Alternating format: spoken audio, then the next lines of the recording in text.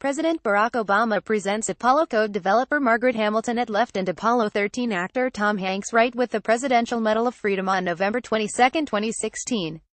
Credit the White House via CollectSpace.com. Margaret H. Hamilton is a computer scientist who was instrumental to NASA's efforts to land humans on the moon in the 1960s and 1970s. For her work, she was honored with the Presidential Medal of Freedom in 2016. Hamilton led the Software Engineering Division at Massachusetts Institute of Technology's Instrumentation Laboratory. In that role, she took the lead on the software used to govern the flight dynamics of the Apollo spacecraft, which were used for 6 landing missions between 1969 and 1972.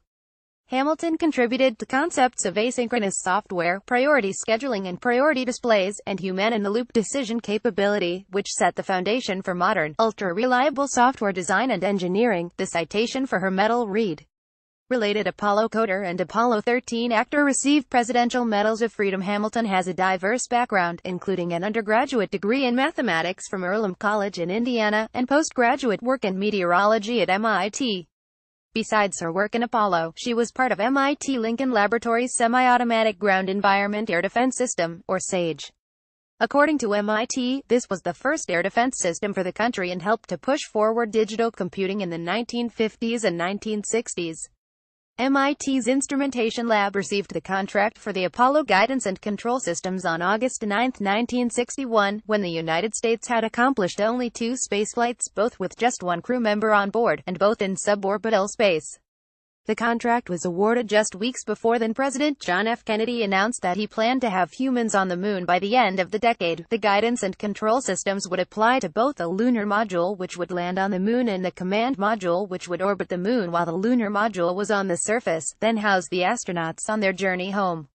It was intended to guide the spacecraft once they had achieved Earth orbit. After only 1 crewed mission in Earth orbit, Apollo 7 in early 1968, NASA elected to send Apollo 8's command module solo that December on an orbital mission to the moon, out of concerns that the Soviet Union would get there first.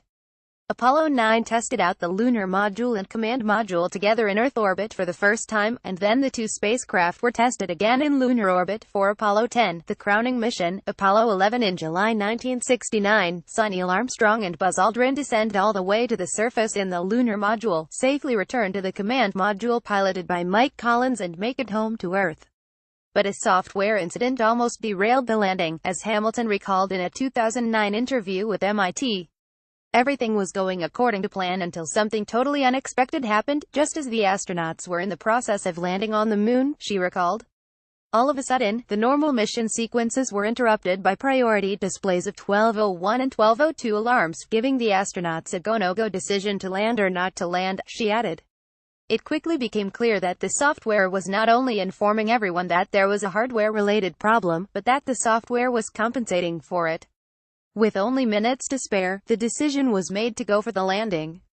While a decision was made in the moment to let the astronauts land, Hamilton pointed out that a fault analysis was done to see where the error was made. It turned out that the astronaut checklist, which governed the actions the crew had to do before landing, had the crew set the rendezvous radar hardware switch in the wrong position.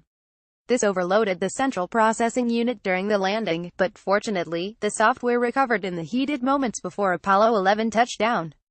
Every time the CPU approached overload, the software cleared out its entire queue of processes, restarted its functions, allowing only the highest priority ones to perform until the landing was completed, she said. With the error addressed, the lunar landings for Apollos 12, 14, 15, 16 and 17 were made possible. Apollo 13 aborted before landing due to an explosion in the command module's service area. Computer scientist Margaret Hamilton poses for a series of photos with the Apollo guidance software she and her team developed at the MIT Instrumentation Laboratory. Credit MIT Museum. NASA was so impressed with the software used in Apollo that the basis of it was adapted for Skylab, the first U.S. space station, the space shuttle which ran more than 100 successful missions in Earth orbit, and 2 fatal failures between 1981 and 2011, and the first digital fly-by-wire systems in aircraft. Hamilton was honored by NASA in 2003, when she was presented a special award recognizing the value of her innovations in the Apollo software development, NASA wrote in 2016. The award included the largest financial award that NASA had ever presented to any individual up to that point. Hamilton later left MIT to start her own software company, but her name is still most recognized for her lunar landing accomplishments. Her name was clearly visible when the entire Apollo 11 source code was released on GitHub in 2016 according to MIT. The first full line of the software read, submitted Margaret H. Hamilton, date the 28th of March 69. M.H. Hamilton, COLOSSUS programming leader, Apollo guidance and navigation.